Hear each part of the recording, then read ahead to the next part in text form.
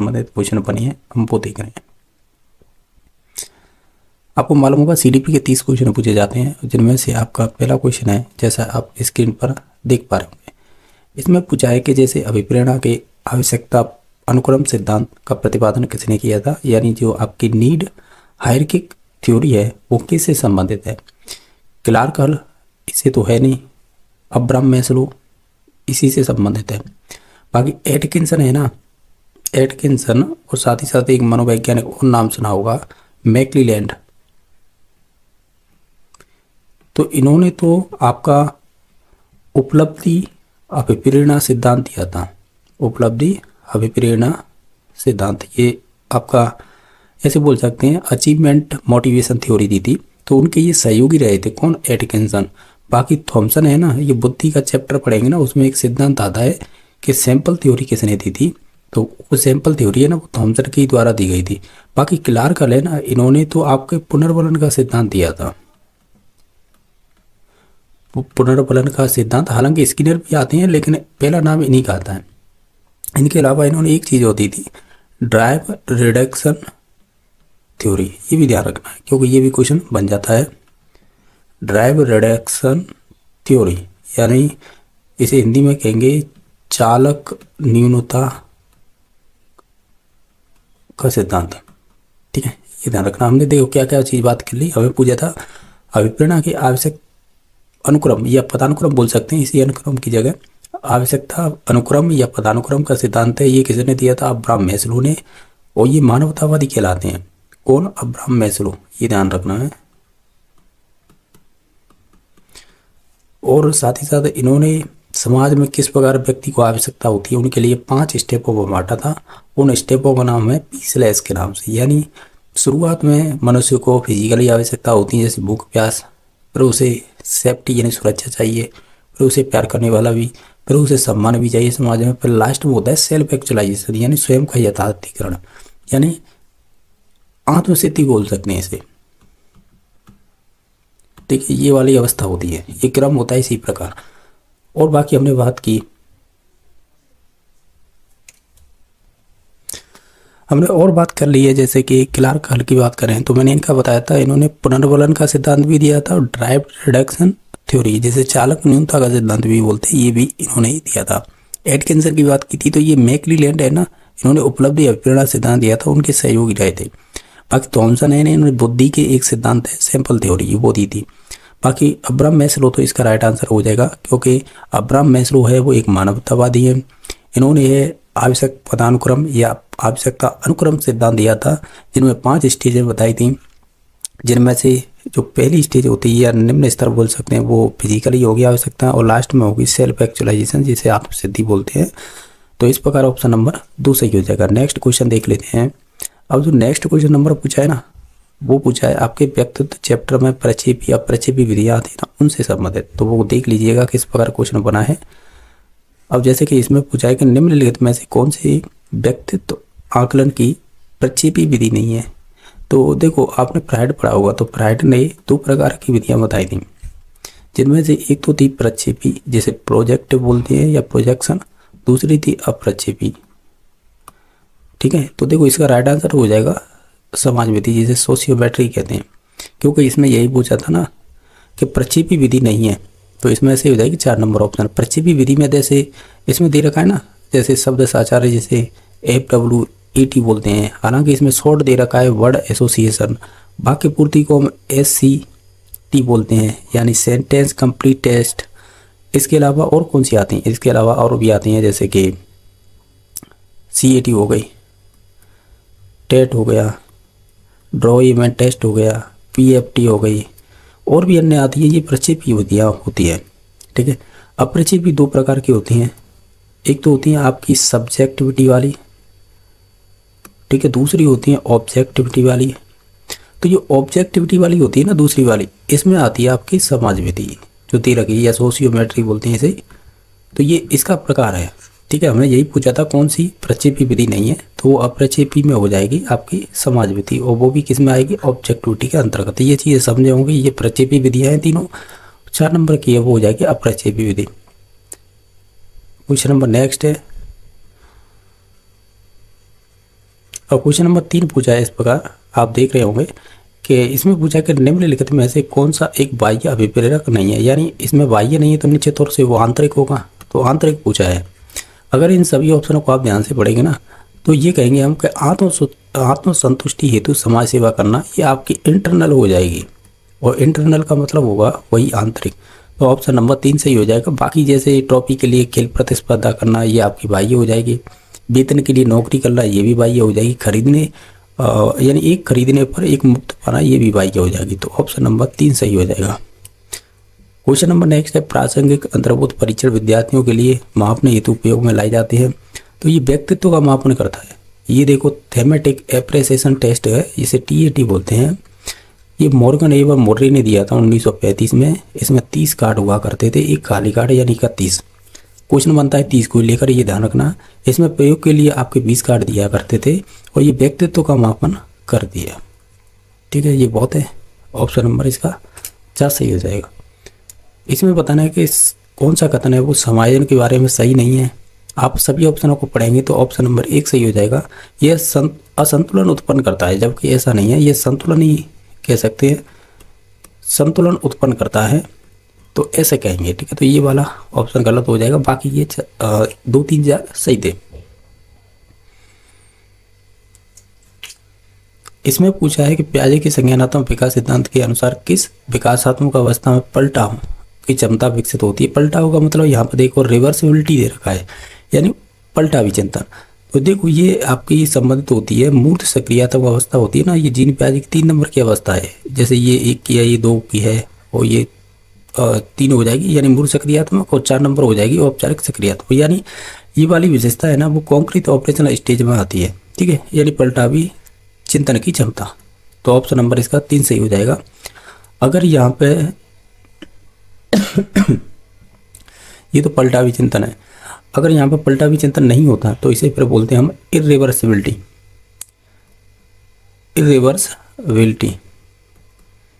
तो फिर ये कि फिर किसकी क्षमता होती, ये फिर ये विशेषता आती है आपकी पूर्व सक्रियात्मक, यानी पूर्व सक्रियात्मक अवस्था में इर्रिवर्सिबिलिटी होती है, यानी पलटावी चिंतन नहीं होता है, जबकि मूर्त सक्रियात्मक अवस्था में पलटावी चिंतन होता है। तो इस प्रकार इसका ऑप्शन नंबर 3 सही हो जाएगा। इनमें से कौन सा इसमें सही नहीं है वो बताना है। एक तरफ एरिक्सन के मनोसामाजिक विकास की अवस्थाएं दे रखी हैं, दूसरी तरफ अवस्थाओं का क्रम दे रखा है। आपको बताइएगा कौन सा क्रम इसमें से सही नहीं है, यानी जो गलत है वो बताना है। अगर आप ध्यान से देखें तो पहले बनाव अपराध ये 3री अवस्था है, ये बात सही है। पहचान बनाव भूमिका भ्रांति ये 5 नंबर की अवस्था है, ये भी बात सही है, ये आपकी किशोरावस्था से संबंधित है। बाकी स्वायत्त बनाम पहली, यानी स्वायत्त बनाम पहली अवस्था लज्जा एवं शंका, यानी ये है कि जो स्वायत्त बनाम लज्जा या स्वायत्त लज्जा एवं शंका ये वाली अवस्था है ना, ये आपकी पहली अवस्था तो नहीं है, क्योंकि पहली वाली अवस्था होती है वो होती है ट्रस्ट वर्सेज मिसट्रस्ट होती है, ट्रस्ट वर्सेज मिसट्रस्ट। ठीक है, ये वाली होती है, न कि ये आपकी स्वायत्ता लज्जा एवं शंका वाली है ना, ये वाली नहीं होगी। तो पहली अवस्था होगी ट्रस्ट वर्सेज मिसट्रस्ट। बाकी अध्यवसाय का मतलब वही है आपकी इंडस्ट्री वर्सेज इन्फेरिटी, ये 4 नंबर की अवस्था होती है, ये भी बात सही है। जो गलत थी वो 3 नंबर हो जाएगी। ठीक है, नेक्स्ट है कि इसमें से बताइएगा कौन सा तत्व है स्किनर की कार्यात्मक प्रतिबद्धता सिद्धांत से संबंधित नहीं है, यानी ऑपरेंट कंडीशन थ्योरी है, ये आपकी स्किनर की थ्योरी है, उससे संबंधित कौन सा इसमें से सही नहीं है। तो देखो बहिर्गमन की बात की है उन्होंने, विभेदन की बात की है, स्वतः आपूर्ति की है और आपके पुनर्वलन की, यानी ये चारों चीज़ों की बात की है, इसमें से कोई भी गलत नहीं है। क्वेश्चन नंबर आपका 4 है, इसमें से अभिवृत्ति के संदर्भ में सही नहीं है वो बताना है, यानी जो आपका एटीट्यूड होता है ना उसके बारे में बताना है। देखो ये कह रहा है कि जो गलत है वो चूज करना है ना, तो देख लेते हैं। ये कह रहा है कि अभिवृत्ति में अभिप्रेरणात्मक प्रभाव उत्पादक विशेषता पाई जाती है, ये बात सही है। अभिवृत्ति पूर्णतः सकारात्मक से पूर्णतः नकारात्मक भी हो सकती है, ये भी बात सही है। अभिवृत्ति में व्यक्ति वस्तु संबंध पाया जाता है, ये भी बात सही है। अभिवृत्ति जन्मजात और अर्जित दोनों होती है। देखो जन्मजात नहीं होगी, ये अर्जित ही होती है केवल। ठीक है, तो ये कहेंगे अर्जित तो होती है लेकिन जन्मजात नहीं होती है, तो इस वजह से ये ऑप्शन गलत हो जाएगा। इसमें बताना है बच्चों के विकास के बारे में सही है। विकास मात्र आनुवांशिकता का एक उत्पाद है, मात्र नहीं आएगा, यानी आनुवांशिकता के अलावा वातावरण भी साथ होता है, तो एक का नाम नहीं लेंगे पर्टिकुलर। ठीक है, तो ये वाला गलत हो जाएगा। बाकी विकास एक यादृच्छिक रूप से या प्रारूप अनुसरण करती है, रैंडमली नहीं होता है विकास। ये कह रहा है रैंडमली होता है, रैंडमली नहीं होगा। कैसा होगा? आप इसे सिक्वेशनल बोल सकते हैं, यानी एक क्रम में होगा, ठीक है। बाकी विकास एक संचयी प्रक्रिया है, ये बात सही है। विकास के विभिन्न आयाम अंतर संबंधित नहीं होते हैं, जबकि विभिन्न आयाम में अंतर संबंधित होते हैं, चाहे वो आपकी संज्ञानात्मक हो, भावात्मक हो, क्रियात्मक हो, ये सभी अंतर संबंधित होते हैं। जबकि ये कह रहा है नहीं होते, ये गलत।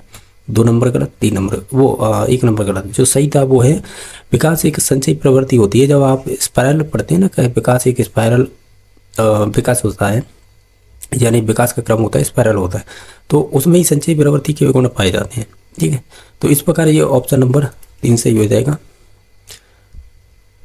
क्वेश्चन नंबर आपका नेक्स्ट है कि कैटल का संस्कृति मुक्त बुद्धि परीक्षण है, वो एक प्रकार का कैसा है? तो हम ये कहेंगे ये आपका अशाब्दिक परीक्षण हो जाएगा, ठीक है। यानी कैटल का संस्कृति मुक्त बुद्धि परीक्षण है, वो आपका एक अशाब्दिक बुद्धि परीक्षण हो जाएगा, इसमें कल्चर का कोई प्रभाव नहीं पड़ता है। नेक्स्ट क्वेश्चन नंबर है, इसमें से आप बताइएगा कौन सी है सृजनात्मकता की विशेषता नहीं है? मौलिकता होती है, लोचनशीलता होती है, धारा प्रवाहिता होती है, लेकिन अनम्यता नहीं होती। इसे इंग्लिश में कह रहे हैं आपकी रिगिडिटी, यानी कठोरता नहीं होती है, यानी कठोरता से कोई मतलब नहीं होता है। तो ऑप्शन नंबर 3 सही हो जाएगा। क्वेश्चन नंबर नेक्स्ट है, इनमें से कौन सा शिक्षण अधिगम प्रक्रिया को प्रभावित नहीं करता है? शिक्षक का शिक्षण कौशल करेगा, बिल्कुल। शिक्षक का मानसिक स्वास्थ्य करेगा, बिल्कुल। शिक्षक का विषय ज्ञान करेगा, बिल्कुल सही। लेकिन शिक्षक का शारीरिक रूप है ना, चाहे मोटा पतला लंबा कैसा भी हो, ये प्रभावित नहीं करेगा। तो ऑप्शन नंबर 6 सही हो जाएगा। क्वेश्चन नंबर 14 है, वृद्धि बच्चों में किस प्रकार के परिवर्तन लाती है? तो देखो, वृद्धि से संबंधित जब भी क्वेश्चन आएगा ना, ये आपके संरचनात्मक होगा, यानी स्ट्रक्चरल होगा, ठीक है। तो ऑप्शन नंबर 1 सही हो जाएगा। ये अच्छा क्वेश्चन है कि वृद्धि बच्चों में किस प्रकार की परिवर्तन लाती है, तो वो आपके स्ट्रक्चर लाती है, ठीक है। तो ऑप्शन नंबर 1 सही हो जाएगा। क्वेश्चन नंबर नेक्स्ट है, इसमें पूछा गया है कि त्वरण किस प्रकार के विशिष्ट बच्चों की शिक्षा के लिए महत्वपूर्ण होता है या महत्वपूर्ण योजना होती है? तो त्वरण एसिलरेशन बोलते हैं। तो ये हमेशा प्रतिभाशाली बालकों के लिए यूज शब्द किया जाता है। तो ऑप्शन नंबर 1 सही हो जाएगा। क्वेश्चन नंबर नेक्स्ट है, कार्यात्मक प्रतिबद्धता में अधिगमकर्ताओं की प्रत्येक सही अनुक्रिया को पुनर्बलित करना किस प्रकार की पुनर्बल अनुसूची में आएगा? ये कह रहा है कि प्रत्येक आप सही अनुक्रिया को कर रहे हैं, ठीक है, यानी उसे पुनर्बलित कर रहे हैं, यानी पुनर्बल रेनफोर्समेंट दे रहे हैं। तो ये ऑपरेंट कंडीशन थ्योरी है ना स्किनर की, उससे पूछा है। तो ये बताइए किस प्रकार का ये आप पुनर्बलन कहेंगे? जैसे प्रत्येक अनुक्रिया के बाद आप दे रहे हैं उन्हें, तो हम इसे कहेंगे सतत, यानी कंटिन्यूस देते जा रहे हैं आप। जब भी वो अनुक्रिया सही कर रहा है तो आप उसे पुनर्बलन दे रहे हैं, ये पूछा था। क्वेश्चन है, विकास जो अनुदैर्घ्य सिर से पैर की दिशा में बढ़ता है उसे क्या कहते हैं? तो उसे सेफेलोकॉर्डल कहते हैं। अगर केंद्र से बाहर या निकटता से दूर और क्या है, इसकी एक उपनाम है, यानी केंद्र से बाहर की ओर, निकटता से दूरता की ओर, और या केंद्र से पर्दे की ओर, ये भी बोल सकते हैं केंद्र से पर्दे की ओर। तो ये सभी है ना उपनाम, ये प्रॉक्सिमो डिस्टल के नाम होते हैं, ठीक है। और बाकी स्पाइरल तो होता ही है, यानी ये देखा जाए ना तीनों पॉइंट है विकास से संबंधित है, लेकिन हमें केवल सिर से पैर पूछा था, तो ऑप्शन नंबर 1 सही हो जाएगा। क्वेश्चन नंबर नेक्स्ट है कि एक प्रकार का बुद्धि परीक्षण जहाँ प्रश्न कठिनाई स्तर की दृष्टि से समान होते हैं किंतु समय तत्व को अधिक महत्व दिया जाता है, तो ये किस प्रकार के प्रश्न होंगे? ये होंगे आपके गति, जिसे हम स्पीड टेस्ट बोलेंगे, जिसमें आप कठिनाई का स्तर तो समान होता है लेकिन समय के तत्व है ना इसको महत्व ज़्यादा देते हैं, यानी कम समय में कितने क्वेश्चन सॉल्व कर पाते हैं, वो आपका गति परीक्षण होता है। इनमें पूछा है कि व्यक्तित्व आकलन की व्यक्तिनिष्ठ विधि नहीं है। जब हमने प्रक्षेपी अपप्रक्षेपी विधि पढ़ी थी सिग्मंड फ्राइड की, जो शुरुआत के यानी सेकंड नंबर क्वेश्चन था, वहाँ पे प्रक्षेपी अपप्रक्षेपी। तो अपप्रक्षेपी में 2 प्रकार पढ़ते हैं, यानी एक तो पढ़ा था हमने सब्जेक्टिविटी, एक पढ़ा था ऑब्जेक्टिविटी। तो ये कह रहा है कि व्यक्तिनिष्ठ का मतलब यही सब्जेक्टिविटी होती है, व्यक्तिनिष्ठ का मतलब सब्जेक्टिविटी। तो इसकी एक विधि नहीं है, वो बतानी, यानी इसके अंदर आने वाली होगी या प्रक्षेपी में आ जाएगी, यानी कहने का मतलब ये है कि सब्जेक्टिविटी से मतलब नहीं होना चाहिए। तो देखो सब्जेक्टिविटी में आपकी साक्षात्कार आ जाएगा, अवलोकन आ जाएगा, आत्मकथा आ जाएगा, लेकिन शब्द साचार है ना, ये आपकी प्रक्षेपी विधि है, जिसे वर्ड एसोसिएशन कह रहे हैं, इसे ही हम FWAT भी बोल देते हैं, FWAT। तो ये प्रक्षेपी विधि का उदाहरण है, तो इसमें से संबंधित नहीं होगी, वो 4 नंबर हो जाएगी। क्वेश्चन नंबर नेक्स्ट है कि मीनल बुद्धि में औसत है, सृजनात्मकता में निम्न है और समायोजन में उच्च स्तरीय है। तो ये उदाहरण किसका है? तो ये संबंधित हो जाएगा आपकी अंत व्यक्तिक विभिन्नता का। ठीक है, तो ऑप्शन नंबर 2 सही हो जाएगा। यानी इंट्रा यानी खुद से संबंधित है। इंटर होती है जब दूसरों की भावनाओं को समझ पाते हैं, ये खुद से ही संबंधित है, तो इस वजह से ऑप्शन नंबर 2 सही हो जाएगा। क्वेश्चन नंबर नेक्स्ट है ब्रूनर ने बालकों के संज्ञानात्मक विकास हेतु किस प्रकार के पाठ्यक्रम की अनुगमन का सुझाव दिया था? यानी ब्रूनर है ये संज्ञानवादी कहलाते हैं, तो इन्होंने स्पाइरल पाठ्यक्रम की बात की थी। किसकी? स्पाइरल। तो ऑप्शन नंबर इसका 3 सही हो जाएगा। बाकी विकास के सामाजिक सांस्कृतिक सिद्धांत को किसने विकसित किया था? तो ये आपके वाइगोत्स्की से संबंधित हो जाएगा, तो ऑप्शन नंबर कह सकते हैं 1 सही हो जाएगा। बाकी एरिक्सन का तो मनोसामाजिक था, मनोसामाजिक सिद्धांत। ठीक है, बाकी कोलबर्ग का नैतिक विकास सिद्धांत हो जाएगा। और आपके जो ब्रॉनफेयर ब्रेनर है इन्होंने तो इकोलॉजी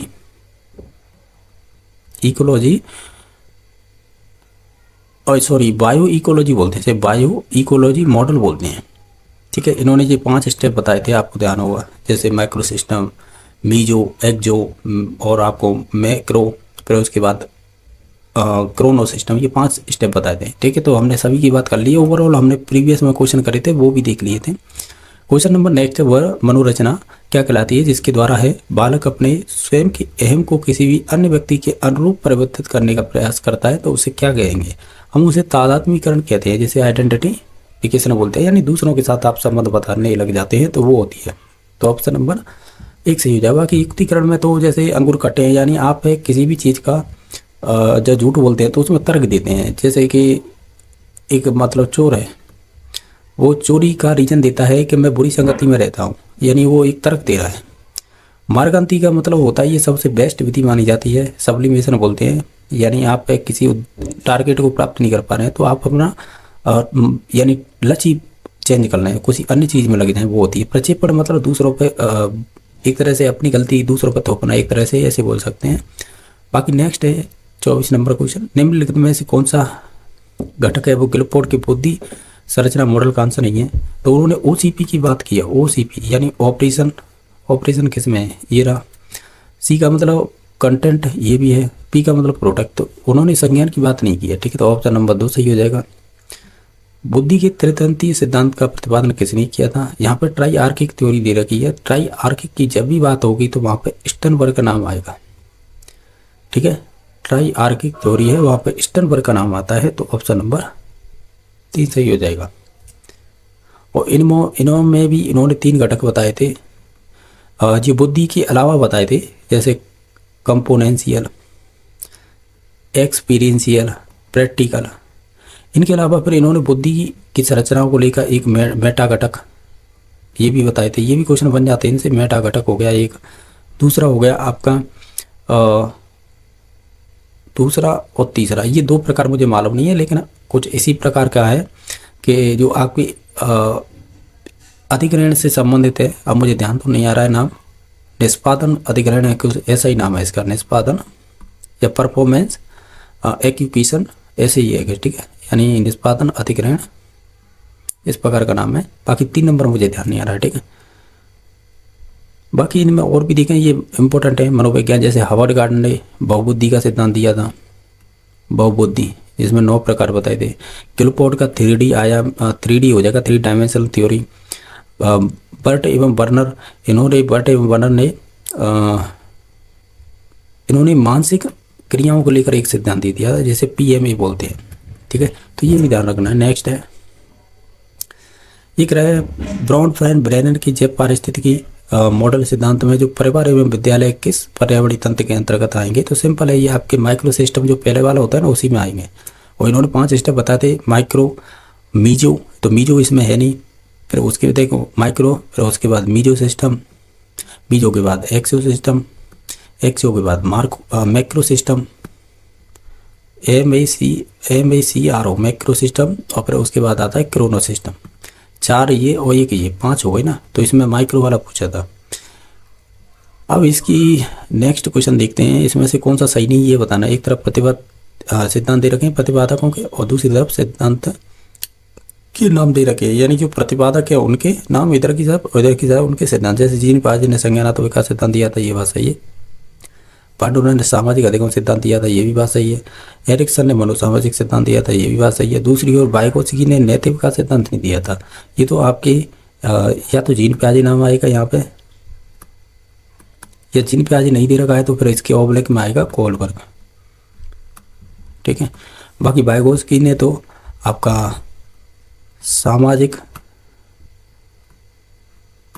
सांस्कृतिक सिद्धांत दिया था, ठीक है। तो ऑप्शन नंबर 4 सही हो जाएगा। इसमें पूछा है कौन सा है समायोजित व्यक्ति की एक विशेषता नहीं है। आप इन सभी ऑप्शनों को पढ़ेंगे तो व्यवहार में अनम्यता ये नहीं होगी, ठीक है, यानी व्यवहार में कठोरता होना एक तरह से, ये नहीं होगा ऑप्शन।